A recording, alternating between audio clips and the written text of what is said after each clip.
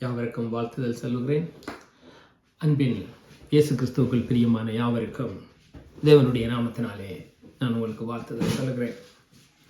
இந்த வேளை உங்களோடு கூட சில காரியங்களை பகிர்ந்து கொள்ளும்படி தேவனுடைய ஆவியானவரின் இருதயத்திலே வைத்தது நிமித்தம் இந்த காரியத்தை நான் உங்களோடு கூட பேச விரும்புகிறேன். தேவன் எங்களுக்கு உண்மையுள்ள இருதயத்தை கொடுத்திருக்கிறார். நாங்கள் தேவனுக்கு முன்பாக, மனுஷருக்கு முன்பாக எப்பொழுதும் உண்மையுள்ளவர்களாய் காணப்பட வேண்டும் என்று தேவன் விரும்புகிறவராயிருக்கிறார். நாங்கள் எதை விரும்புகிறோம், எதை செய்கிறோம் என்பதுதான் மிக இம்பார்ட்டன்டாக இருக்கிறது. ஏனென்றால் இயேசு கிறிஸ்துவுக்குள் நாங்கள் பிதாவுக்கு பிரியமானதை செய்யும்படி அழைக்கப்பட்டிருக்கிறோம். ஏனென்று சொன்னால், நாங்கள் மத்தேயு 12:50 வாசிக்கிறோம், பரலோகத்தில் இருக்கிற என் பிதாவின் சித்தத்தின்படி செய்கிறவனை அல்லாமல். அப்ப பிதாவினுடைய சித்தத்தின்படி செய்கிறவர்கள்லாம் பிதாவுக்கு புத்திரராக இருக்கிறார்கள். இயேசு கிறிஸ்துவானவர் தன்னுடைய சொந்த தாயையும் சகோதரர்களுக்குமே சொன்ன விஷயம், என் பிதாவினுடைய சித்தத்தை நீங்க செய்யலண்டா நீங்க எனக்கு தாயும் சகோதரர்களும் இல்லை. சோ அது அந்த ஒரு பக்கம் இருக்கட்டும். அப்ப பிதாவினுடைய சித்தத்தை அறிந்து அதை செய்வது என்பது கிறிஸ்துவுக்கு வெரி இம்பார்ட்டன்டா இருக்கிறது. அதுக்காகத்தான் பிதா கிறிஸ்துவை அனுப்பினார், கிறிஸ்துவும் அதை செய்தார். தேவனாகிய கர்த்தரே பிதா, அவரே கிறிஸ்துவின் சாயலா இந்த பூமிக்கு கொடுக்கப்பட்டார். ஏன் நான் இதை இந்த வேளையிலே சொல்லுகிறேன் என்று சொன்னால், நாங்கள் பிதா விரும்புகிறது செய்யாமல் மனுஷர் விரும்புகிறதையா நாங்கள் அதிகமாய் செய்ய விரும்புகிறோம். ஏனென்றால் இந்த பூமியிலே மனுஷர் விரும்புகிறதை செய்யும் போதுதான் மனுஷருக்கு பிரியமாய் காணப்பட முடிகிறது, மனுஷரால் அங்கீகரிக்கவும் பட முடிகிறது. மனுஷரிடத்தில் இருந்து நன்மை, உலகத்துக்கு ஏதுவான நன்மைகளை பெறக்கூடியதாக இருக்கிறது. இப்போ உதாரணத்துக்கு சொல்லுவோமானால், மனுஷர் விரும்புகிற விதமாய் போதித்து மனுஷரிடத்திலே பாராட்டுகளையும் வெகுமதிகளையும் பெற்று கொண்டு வாழ்வது அல்ல போதனைக்கு உரிய வாழ்வு. போதிக்கிறது என்பது கிறிஸ்துவானவர் போதித்த போது கிறிஸ்துவை அதிகம் பேர் எதிர்த்தாங்க. அப்ப நாங்கள் கிறிஸ்துவின் ஆவியை பெற்ற நாங்கள் அநேகம் பேர் எதிர்க்கணும் என்று நான் சொல்ல வரல. கிறிஸ்து போதித்தது போல வார்த்தையை நாங்கள் போதிக்க வேண்டியதா இருக்கிறது. மனுஷர் விரும்புகிற பிரகாரமாய் அல்ல, தேவன் விரும்புகிற பிரகாரமாய் செய்ய வேண்டியதுமாய் இருக்கிறது. ஏன் நான் இவைகளை சொல்லுகிறேன் என்று சொன்னால், நான் அதிகமாய் பார்க்கிறேன், கிறிஸ்துவை ஏற்றுக்கொள்ளுவது என்பதே நித்திய ஜீவனை எங்களுக்கு கொடுப்பதின் ஆரம்பமாக இருக்கிறது. சிலர் நினைத்து விடுகிறார்கள், கிறிஸ்துவை ஏற்றுக்கொண்டு ஞானஸ்தானம் பெற்றுவிட்டால் எல்லாம் முடிந்து விட்டது என்று சொல்லி. இயேசு கிறிஸ்துவை ஏற்றுக்கொள்ளுவது எங்களுக்கு பரலோக ராஜ்யத்துக்கு இதுவாய் காணப்படுகிறது. ஏனென்றால் அவரே ஜீவனாய் இருக்கிறார். நாங்கள் இயேசு கிறிஸ்துவானவர் இந்த பூமிக்கு ஞானஸ்தானத்தை எடுத்த போது பரிசுத்த ஆவியானவர் இந்த பூமிக்கு வந்தார், கிறிஸ்துவுக்குள்ளே வந்தார். கிறிஸ்துவானவர் அதற்கு பிறகு நாங்கள் வாசிக்கிறோம், மார்க் 1 அதிகாரத்திலே பரிசுத்த ஆவியானவரை பெற்றவர். மனம் திரும்புங்கள், பரலோக ராஜ்யம் சமீபமாக இருக்கிறது என்று போதிக்கிறார். நாங்கள் லூக்காவிலே பார்க்கிறோம், பிசாசானவனாலே 4 அதிகாரம் நினைக்கிறேன், பிசாசானவனாலே சோதிக்கப்படும்படி கொண்டு போய் அவர் சோதனையெல்லாம் ஜெயித்த பின்பு மனம் திரும்புங்கள், பரலோக ராஜ்யம் சமீபமாக இருக்கிறது என்று சொல்லி பிரசங்கிக்கிறார். அவர் பிதாவுக்கு பிரியமானபடி வாழ்கிறார், பிதாவுக்கு பிரியமானபடி அவருடைய கிரியைகளை நடப்பிக்கிறார். இந்த உலகத்தின் எந்த ஒன்றுக்கும் அவர் தன்னுடைய ஆவியை ஒப்பு கொடுக்கல, அவருடைய சரீரத்தை இச்சைகளுக்கு ஒப்பு கொடுக்கல. அப்போஸ்தலனாகிய பவுலை பாருங்க, பேதுருவை பாருங்க, ஏன் ஸ்தேவானை பாருங்க, தோமாவை பாருங்க, பிலிப்புவை பாருங்க. அவர்கள் எல்லாம் பரிசுத்த ஆவியானவரை பெற்ற போது தேவனுக்கு பிரியமாய் வாழ்ந்தார்கள். அப்ப இயேசு கிறிஸ்துவை ஏற்றுக்கொண்ட பிறகு எங்களுக்கு வாழ வேண்டிய வாழ்வில் ஒரு முறை வரையறை காணப்படுகிறது. அதனாலே தான் ஆண்டவராகிய கிறிஸ்து சொன்னார், நான் உங்களுக்கு கட்டளையிட்ட யாவையும் கைக்கொள்ளும்படி அவர்களுக்கு உபதேசம் பண்ணுங்க. மத்தேயு 28வது அதிகாரம் 20வது வசனம், கடைசி வசனம். அப்ப அப்போஸ்தலர்களுக்கு அவர் சொல்லும் போதே சொல்லுகிறார், நான் உங்களுக்கு உபதேசம் பண்ணின அந்த உபதேசத்துல நின்று நீங்க நான் உங்களுக்கு செய்ய சொன்னது எல்லாத்தையும் செய்யும்படி நீங்க அவர்களுக்கு போதிச்சு அதன்படி நடத்துங்க. சோ காண்பிக்க வேண்டியது கிறிஸ்துவையே. கிறிஸ்துவை அல்லாமல் வேறொன்றையும் காண்பிக்க வேண்டியது எங்களுடைய வேலை அல்ல. உலகத்தை விரும்புகிறவன் உலகத்தை நோக்கி போய்கொண்டே இருப்பான். அவனுக்கு காட்ட தேவையில்லை, நாங்கள் சொல்ல வந்த தேவையில்லை. அப்படி சொல்லுவோமானா இருந்தால் அவன் எங்களைப் போல ஒரு முட்டாள்கள் இந்த பூமியில இல்லை. ஏனென்றால் அவனுடைய இருதயம் எங்கே இருக்கோ அவனுடைய பொக்கிஷம் அங்கே இருக்கும். ஆனால் கிறிஸ்துவுக்குள் ஒரு உண்மையாக இருந்தால் அவன் கிறிஸ்துவை தேடி போவான். அவனை நாங்கள் ஒன்றும் செய்துவிட முடியாது. கிறிஸ்துவம் இருக்கும்போது, ஐஸ்வர்யம் இருக்கும்போது ஒருவன் ஐஸ்வர்யத்தை தெரிந்து கொள்ளுவானால் அவன் ஜூதாசை போல வஞ்சிக்கப்பட்டு போயிடுவான். அவன் மரணத்துக்கு பாத்திரனாயிருப்பான். நான் யாரையும் குறை சொல்லும்படி குற்றம் சொல்லும்படி வரல. இதை என்னுடைய இருதயத்திலே தேவனானவர் வைத்த பாரத்தின் நிமித்தம் நான் சொல்ல வருகிறேன். என்னென்று சொன்னால், அநேகம் ஜனங்கள் கிறிஸ்துவை ஏற்றுக்கொண்டதோடு ஞானஸ்தானம் பெற்றதோடு எங்களுடைய எல்லாம் முடிந்து விட்டது, எங்களுக்கு பரலோகம் திறந்திருக்கிறது. எஸ், பரலோகம் திறந்திருக்கிறது உண்மைதான். ஆனால் கைக்கொள்ள வேண்டியதும் நாங்கள் கடைபிடிக்க வேண்டிய காரியங்கள் நிறைய உண்டு. எல்லா வார்த்தைகளையும் நான் இதில் காட்டிவிட முடியாது. நான் சொல்லிக்கொண்ட ஒரு சில வார்த்தைகளை தான் காட்டப் போகிறேன். ஏனென்று சொன்னால், ஆண்டவராகிய கிறிஸ்து சொன்னார், கடைசி பரியந்தம் நிலைத்திருப்பவனே ரட்சிக்கப்படுவான். மனுஷகுமாரன் விடுதலையாக்கினால் அவன் மெய்யாகவே விடுதலை அடைவான். அப்ப மனுஷகுமாரன் விடுதலையாக்கி இருக்க அடிமையான காரியங்களுக்கும் பாவ பழக்க வழக்கங்களுக்கும் ஒருவன் அடிமைப்பட்டிருப்பானால் அவன் தேவனால் கிறிஸ்துவால் விடுதலையாக்கப்படல. நாங்கள் சொல்லலாமோ அவர் பலவீனர், இவர் பலவீனர். எஸ், பலவீனராக இருக்கிறோம். நாங்கள் பலவீனராக இருக்கிறோம். நாங்கள் யாரும் பெர்ஃபெக்ட் இல்லை. ஆனால் அடிமைத்தனத்திலிருந்து எங்களை விடுவிக்க தேவனான ஆவியானவராலே எல்லாம் கூடும். அதனாலே தான் தேவன் சொல்லுகிறார், ரோமர்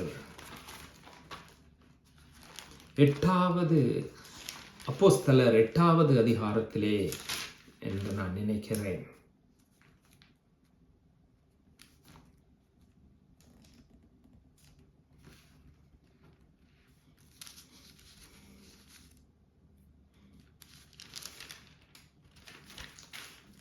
அவர் சொல்லுகிறார், என்னுடைய ஆவி உங்களுக்குள்ளே வாசமாயிருந்தால் நீங்கள் மரணத்துக்கு, உங்களுடைய சரீரம் மரணத்துக்கு பிழைத்து நீதிக்கு உயிர்க்கப்பட்டதாய் காணப்படும் என்று சொல்லி, அப்ப எங்களுடைய சரீரமானது பாவத்துக்கு மரித்து நீதிக்கு பிழைத்ததாய் காணப்படுகிறது. அப்ப தேவனாகிய கர்த்தர் எங்களை பாவத்துக்கு மரிக்க பண்ணினவர் அல்ல, அவர் எங்களை விடுவித்திருக்கிறார். அதனாலே எங்களுடைய கிரிகைகள் எல்லாம் மற்றவர்கள் பார்க்கும்போது கிறிஸ்துவுக்குள் விடுதலையானவனுடைய கிரிகையாய் காணப்படணும். மற்றவர்களுக்கு முன்பாக நாங்கள் செய்கிற ஒரு அநீதியான காரியம், விடுவிக்கப்படாத காரியம் மற்றவர்களின் ரட்சிப்புக்கு தடையாய் காணப்படக்கூடாது. நான் அநேகம் என்னுடைய ஃப்ரெண்ட்ஸே சொல்லியிருக்கிறாங்க, டேய் நான் இப்போ நல்லவனாக இருக்கிறேன், நான் மிச்சம் சொல்லிக்கொள்ள விரும்பலை. அவன் சபையை சொல்லி, சபையில் இருக்கிற விசுவாசியின் பேரை சொல்லி சொன்னார்கள். விசாரித்து பார்த்தால் அது உண்மை. நான் இங்கு யாரையும் குறை சொல்ல வரல, என்னையும் சேர்த்து தான் சொல்லுகிறேன். என்னை பரிபூரணமாய் நான் காட்டிக்கொள்ளவில்லை, நீங்கள் அப்படி நினைக்க வேண்டாம். ஆனால் தேவன் விரும்புகிறதை செய்ய விரும்பும் போது தேவனால் அது ஆகும். தாவீது ஒரு கொலை செய்தான். அதை தவறென்று அவனுக்கு தீர்க்கதரிசியினாலே உணர்த்தப்பட்டது. அவன் ஒரு பிள்ளையை இழந்தான். அதற்கு பிறகு தாவீது எங்கே எந்த தவறும் செய்யலை. நீங்கள் போய் வேதத்தை ஆராய்ந்து பாருங்க. ஸோ பழைய ஏற்பாட்டிலேயே அப்படி ஒரு பரிசுத்தவானாலே வாழ முடியுமானால், புதிய ஏற்பாட்டிலே பரிசுத்த ஆவியை பெற்று நாங்கள் எவ்வண்ணமாய் வாழ முடியும்? அதனாலே தான் நான் இந்த வீடியோவை நான் போட விரும்புகிறேன். இயேசு கிறிஸ்து ஞானஸ்தானம் எடுத்த பின்பு அவர் எப்படி பிதாவுக்கு பிரியமானதை செய்து, பிதாவுக்கு பிரியமானதை போதித்து, பிதாவுக்கு பிரியமானதையே பிதாவினுடைய கருத்திலே இருந்தே சகலவற்றையும் பெற்றுக்கொண்டு வாழ்ந்தார்.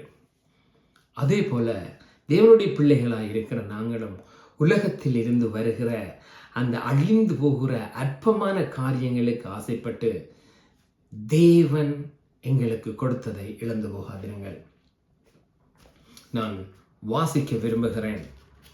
மத்தேயு 12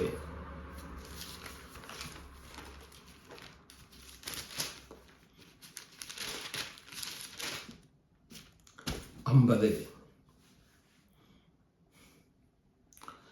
பரலோகத்தில் இருக்கிற என் பிதாவின் சித்தத்தின்படி செய்கிறவனவனோ அவனே எனக்கு சகோதரனும் சகோதரியும் தாயுமாய் இருக்கிறார்கள்.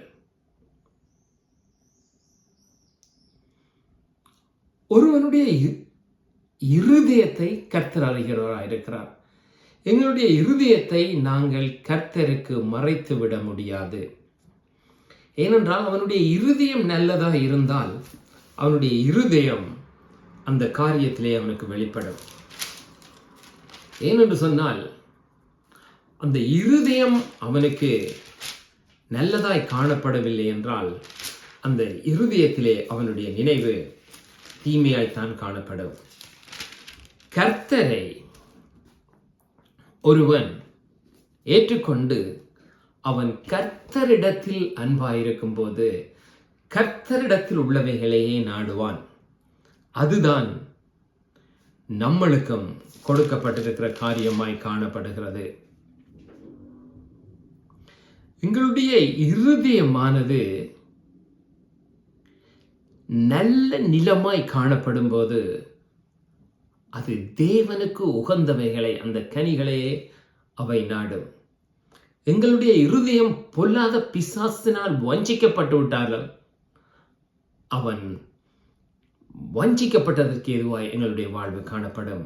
எப்படி என்று சொன்னால், எப்படி யூதாஸ் வஞ்சிக்கப்பட்டு அவன் தன்னைத்தானே அழித்துக் கொண்டானோ, அதே போல நாங்களும் எங்களுக்கு நன்மையான ஈவுகள் வைக்கப்பட்டிருக்க நாங்கள் அவைகளை அழித்து போடாது இருக்க வேண்டும். ஏனென்று சொன்னால் மத்தேயு 13வது அதிகாரத்திலே தேவன் சொல்லுகிறார், ஒரு உவமையை சொல்லுகிறார். அன்றியும் பரலோகராட்சியம் 47வது வசனம், அன்றியும் பரலோகராட்சியம் கடலிலே போடப்பட்டு சகல விதமான மீன்களையும் சேர்த்து வாரிக்கொள்ளுகிற வலைக்கு ஒப்பாயிருக்கிறது. நல்லவைகளை கூடையில் சேர்த்து ஆகாதவைகளை எறிந்து போடுவார்கள். இன்றைக்கு இந்த பூமி பறந்து கிடக்கிறது. பூமி ஒரு பெரிய கடலை போல பறந்து கிடக்கிறது. பூமியிலே நிறைய பேர் நாங்கள் வாழுகிறோம். கர்த்தருடைய வருகை வரும்போது நல்லவைகளை எல்லாம் அப்படியே ஒரு பக்கம் சேர்த்து ஆகாதவைகளை எல்லாம் ஒரு பக்கம் போட்டு விடுவாங்க. 49வது வசனம் சொல்கிறது, இப்படி உலகத்தின் முடிவில் நடக்கும். தேவதூதர்கள் புறப்பட்டு நீதிமான்கள் நடுவிலே இருந்து பொல்லாதவர்களை பிரித்து, பொல்லாதவர்கள் இன்னொரு இடறல்களையும் அக்கிரமங்களையும் செய்கிறவர்களை, வெளிப்படுத்தலை நாங்கள் வாசிக்கலாம், மத்தேயுவில் நாங்கள் வாசிக்கலாம், இடறல் செய்கிறவர்கள், ஒருவன் ரட்சிக்கப்படாதபடிக்கு இடறல் பண்ணுகிறவர்கள்.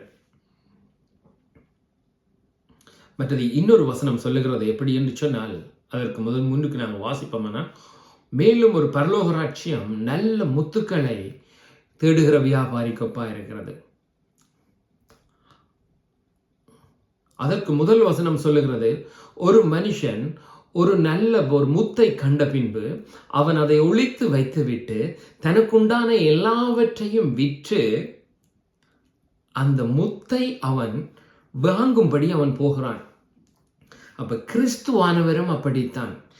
நாங்கள் கிறிஸ்துவாகிய அந்த முத்தை நாங்கள் பெற்றுக்கொள்வதற்கு உலகத்தில் இருக்கிற உலக பிரகாரமா இருக்கிற காரியங்களை நாங்கள் விட்டு வரும் பொழுதுதான் நாங்கள் அந்த கிறிஸ்துவாகிய கிறிஸ்துக்குள்ளே நாங்கள் போக முடியும்.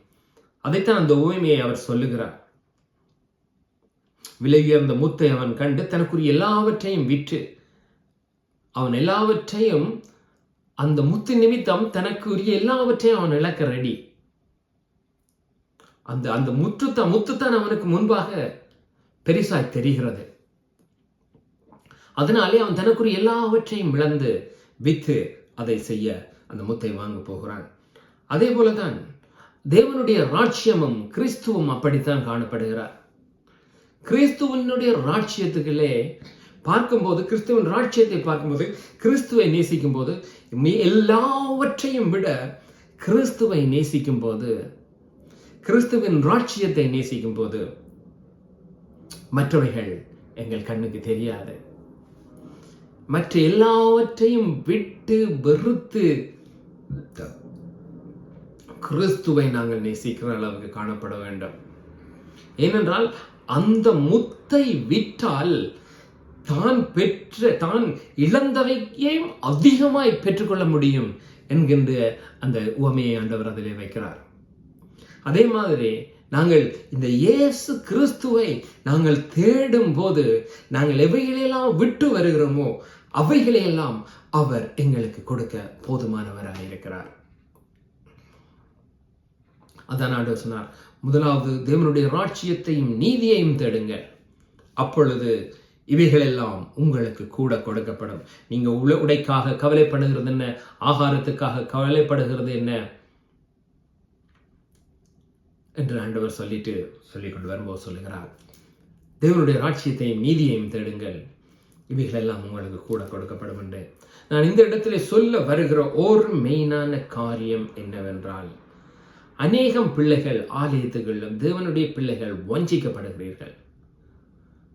ஆண்டவரே சொன்னார், கடைசி நாள்களிலே வஞ்சிக்கப்படுவீர்கள், கள்ள போதகர்களும் கள்ள தீர்க்கதரிசிகளும் எழும்பி கூடுமானால் தெரிந்து கொள்ளப்பட்டவர்களும் வஞ்சிக்கப்படுவார்கள் என்று சொல்லி, ஆலயத்துக்குள்ளே இருக்கிற நீங்கள் வஞ்சிக்கப்படுவீர்கள்.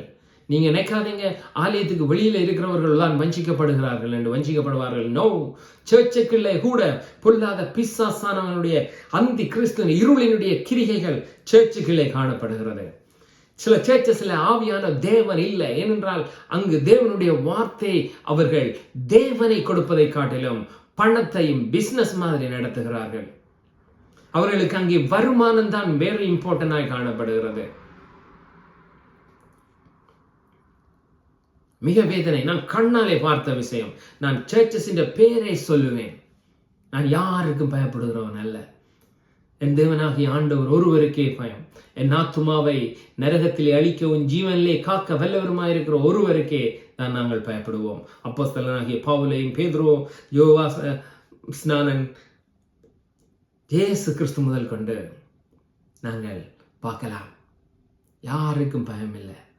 ராஜாக்களை எதிர்த்து நிற்கிற ஆளுகை, அதிகாரம் ஆவியானவர் நம்மளுக்கே கொடுத்திருக்க இந்த மனுஷர்கள் எல்லாம் எங்களுக்கு முன்பாக ஏமாத்திரம். ஏன் நான் இவை சொல்லுகிறேன் என்று சொன்னால், வஞ்சிக்கப்படுகிறவர்களை பார்க்கலாம். வஞ்சிக்கிறவர்கள் தேவனுடைய ராஜ்யத்துக்குள்ளே பிரவேசிக்க முடியாது. என்னை மன்னிக்க வேண்டும், வார்த்தை அப்படித்தான் சொல்லுகிறது. ஏனென்று சொன்னால்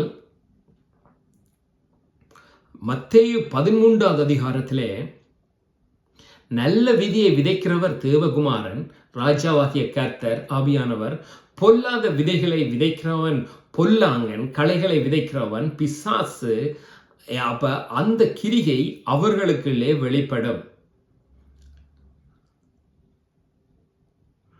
இயேசு கிறிஸ்துவினிடத்தில் இருந்து பெற்றுக்கொண்டு ஜனங்களுக்கு கொடுக்காமல் ஜனங்களிடத்திலே இருந்து பெற்றுக்கொள்ளும்படி ஒருவர் காணப்படுவானா இருந்தால் தேவனுடைய ஊழியக்காரன் அல்ல. இந்த வார்த்தையை நீங்க நினைக்கிறீங்க தேவனுக்கு மட்டும்தான் தெரியும் என்று. பிசாசானவனுக்கு வடிவாய் தெரியும். பிசாசானவன் வஞ்சிக்கிறதற்கு ஏதுவாய் வருகிறவன். வஞ்சிக்கப்படாதிருக்கும்படி ஆவியானவர் நம்மளுக்கு துணை செய்யணும். நாங்கள் லூக்கா 4வது அதிகாரத்திலே வடிவாய் பார்க்கலாம். இயேசு கிறிஸ்து வந்தவுடனே ஞானஸ்தானம் விட்டு திரும்பினோடனே பிசாசானவன் சோதிக்கும்படி சொன்ன வார்த்தைகள் கர்த்தருடைய வார்த்தைகள். அவன் கிறிஸ்துவை வஞ்சிக்கும்படியாய் சோதித்து அவனை கிறிஸ்துவை ஜெயித்து விடலாம் என்று சொல்லி அவன் சொன்ன வார்த்தை. கிறிஸ்துவுக்கு அவன் இவ்வனமாய் வருவானானால் சபைகளிலே நாங்கள் இடம் கொடுப்போமானால், எங்களுக்கு நாங்கள் இடம் கொடுப்போமானால் அவன் பூந்து விளையாடிடுவான். நம்மளோட பாசையில சொல்றதண்டா, ஜாக்கிரதையா இருங்க. எனக்கு யார் மேலும் கவலை இல்லை. எனக்கு ஒரே ஒரு கவலை, யார் மேலும் கோபம் இல்லை, வெறுப்பில்லை, கசப்பில்லை. நான் எல்லாரையும் நேசிக்கிறபடினால தான் நான் இதை போடுறேன். யார் நீங்கள் வஞ்சிக்கிறீங்களா, மனம் திரும்புங்க. வஞ்சிக்கப்பட்டு கொண்டு இருக்கிறீங்களா, அந்த இடத்தை விட்டு விலகி ஓடிடுங்க. ஏனென்று சொன்னால் தேவனுடைய ராஜ்யம் நான் நேசிக்கிறேன். தேவனை நான் நேசிக்கிறேன். கர்த்தரை நான் நேசிக்கிறேன். அவருடைய பிள்ளைகளை நான் நேசிக்கிறேன். அவருடைய ராஜ்யம் இருக்கிற ஒன்றையும் தேவன் இழந்து போக விரும்பிடக்கூடாது. இயேசுவானவர் பெற்றதை இழந்து போகக்கூடாது. அதனாலே தான் அப்போஸ்தலர்கள் கூட நிருபங்களுக்கு எழுதும் போது எழுதுகிறார்கள், பாவம் அப்படி செய்ய முடியும்? நீங்கள் எப்படி இவைகளை செய்கிறீர்கள்? நீங்கள் மனம் திரும்பி நீங்கள் ஏற்றுக்கொண்ட கிறிஸ்துவை விட்டு எப்படி இப்படியான காரியங்களுக்காக நீங்க பின்னாலே எல்லாம் போறீங்க? திரும்பி வாங்க என்று சொல்லி அதான் வெளிப்படுத்தலே யோவாஸ் எனக்கு கடைசியாய் வெளிப்படுத்தின ஆண்டவர் சொன்னார், உன்னுடைய கிரியைகள் நிறைவுள்ளவைகளாய் காணவில்லை. மனம் திரும்பி உன் கிரியைகளை நிறைவுள்ள கிரியைகளாய் கொண்டு வரும்படிக்கு. அதனாலே தான் நான் சொன்னேன், இயேசு கிறிஸ்துவை ஏற்றுக்கொண்ட போது எங்களுக்கு முழுக்க முடிந்து விடல. இயேசு கிறிஸ்துவை ஏற்றுக்கொண்ட போது அவருக்குள்ளே அந்த ஜீவன் இருந்தபடினால் அந்த ஜீவன் எங்களுக்கு வந்து நித்திய ஜீவனை அங்கு ஆரம்பித்து வைக்கிறது, இருளை அகற்றுகிறது, ஒளியை கொண்டு வருகிறது, பாவத்தை மன்னித்து எல்லாவற்றையும் எங்களுக்கு நீதிக்குட்படுத்தினாங்கள். நீதிக்குரிய கிரியைகளை செய்து எங்களுடைய கிரியைகள் பிதாவுக்கு முன்பாக, பேச்சில இருந்து நடக்கையில இருந்து ஒவ்வொன்றும் தேவனுக்கு முன்பாக நிறைவுள்ளவைகளாய் காணும்படி தேவன் விரும்புகிறார். பரிசுத்த ஆவியானவர் வரும்போது நீங்கள் பலனடைந்து ஜூதேயா, எருசலேம், சமாரியா முழுவதிலும் சாட்சிகளாயிருப்பீர்கள் என்று சொல்லி, அப்ப பலன் வரும்போது சாட்சியாயிருப்போம். ஒரு மகாபலன் வரும்போது பலவீனன் முன்னால் என்றால் தோற்று போவோமா? இல்லையே. அப்ப மகாபலனாக பரிசுத்த ஆவியானவர், சர்வ வல்லமையுள்ள பரிசுத்த ஆவியானவர் வரும்போது பிசாசுக்கு முன்பாக, பிசாசின் கிரியைகளுக்கு முன்பாக நாங்கள் தோற்று போவோமானால் அந்த பலன் உள்ள ஆவியானவர் எங்களுக்கு பலனை கொடுக்கலையா? அல்லது அவர் கொடுத்ததை நாங்கள் இழந்து விட்டோமா? அல்லது நாங்கள் அதை பெற்றுக்கொள்ளலையா? அசட்டை பண்ணுகிறோமா? இருந்து சிந்தித்து பாருங்க. இதோடு கூட நான் முடிக்கிறேன். உங்களுடைய கிரியைகள் தேவனுக்கு முன்பாக நிறைவுள்ளதா இருக்கிறதா என்று யோசிங்க. இல்லைண்டா, ஆண்டவரே நான் உமக்கு முன்பாக ஆண்டவரே இதோ வந்திருக்கிறேன், என்னில் குறைவு உண்டு ஆண்டவரே, என்னிடத்தில் பலவீனம் உண்டு ஆண்டவரே, ஆனால் நீரோ என்றால் நான் நிறைவுள்ளவனாய் காணும்படி விரும்புகிறீர், எனக்கு நீர் நிறைவாய் கொடுங்க என்று சொல்லி நீங்கள் அவரிடத்திலே உங்களை தாழ்த்தி கேட்கும்போது அவர் அதை கொடுக்க வல்லமையுள்ளவராயிருக்கிறார். சில வேளைகளில் நீங்கள் அப்படி போது உலகம் பைத்தியம் என்று சொல்லும், உலகம் எதிர்த்து நிற்கும். 110 பேர் தான் சேருவாங்க, சில வேளை 110 பேர் கூட உங்களோட இருக்க மாட்டாங்க. ஏனென்றால் உலகம் அதை விரும்பல. ஆனால் தேவனுடைய ராஜ்யம் அதை விரும்புகிறது. அதனாலே தான் ஆண்டவர் சொன்னார், அழைக்கப்பட்டவர்கள் பலர், ஆனால் தெரிந்து கொள்ளப்பட்டவர்கள் சிலர். அநேகரை அழைக்கிறார், ஆனால் வருகிறார்கள் உலகத்தின் கவலைகளும் ஐஸ்வர்யத்தின் மயக்கங்களும் வேர் கொள்ளாதபடியினாலே, முளைக்கு வேர் இல்லாதபடியினாலும், அங்கு நீர் இல்லாததினாலும் அவைகள் பலனற்று போய் ராஜ்யத்துக்கு, தேவனுடைய ராஜ்யத்துக்கு பிரயோஜனம் இல்லாமல் போய்விடுகிறது. நீங்கள் தேவனுடைய ராஜ்யத்துக்கு பிரயோஜனமாக இருக்கும்படி தேவனிடத்தில் உங்களை ஒப்புக்கொள்ளுங்க. நித்திய ஜீவனுக்குள்ளே பிரவேசிக்க கர்த்தர் தாமே யாவருக்கும் கிருபை பாராட்டுவார். ஒவ்வொருவருக்கும் இயேசுவின் நாமத்தில் வாழ்த்துக்கள்.